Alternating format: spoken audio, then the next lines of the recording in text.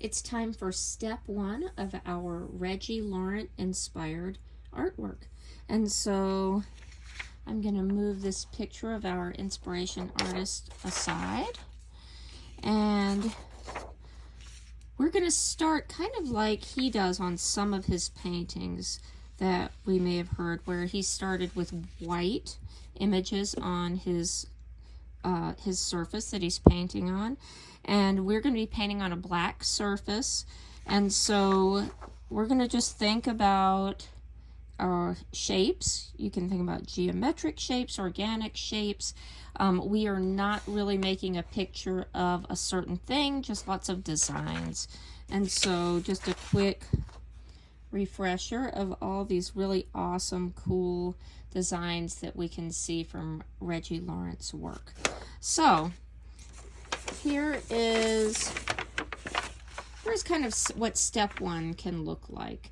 And so you can see I have really just organic shapes on mine. I just kind of started painting and I didn't really plan it out. So that's a fine way to do this. Some of these little areas I might need to clean up a little bit and neaten up my edges. We'll talk about that in a minute, but I'm going to show you how we can get started.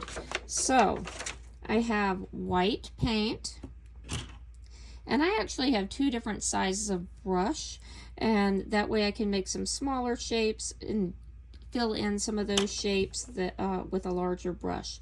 So I'm just going to start just by kind of almost sketching out with my paintbrush some shapes. So this we see is an organic shape. And if I wanted to, I could just draw, like, kind of, as I said, sketch with my paintbrush before I start filling in. And if things get a little messy, something happens that you didn't intend, this is super easy to change a little bit. If I wanted to add some more geometric shapes in there, I can do that. I could add some circles. Maybe I'll put a couple circles. And if you really wanted them to be perfect, you could trace something. I'm not worried about that.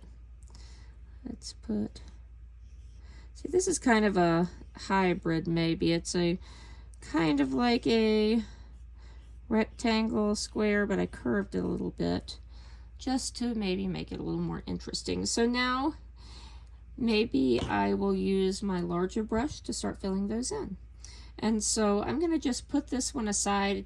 I do not have water with me right now, but I will make sure that we have water at school so your brush doesn't dry out while you're waiting if you're using a different brush. But you can see that I am just filling in these shapes.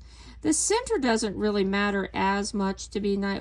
You want it pretty smooth so you can paint on top of it with some colors. But we don't have to have that. That's not going to show as much. Let me say that. And so if I decide, hey, I want this one a little bit bigger, I can adjust things as I go. And I do want to have as clean of edges as possible. So I would go in where it's looking a little bit rough here and try to smooth that out so I have a nice crisp white outline.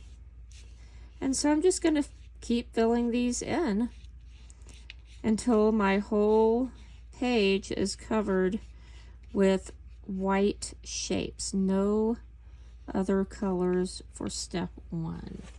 Again, here's a look at this one. And as you're working, let's see if I can slide this one out of the way. I can look for those areas that are a little rough. You can maybe see that that is a little bit rougher. And so I could go in and just really carefully try to make that a little bit more smooth. Just so that I have a nice crisp edge. So if you get finished and you have some time to go back and clean up edges, then that will be a good use of your time.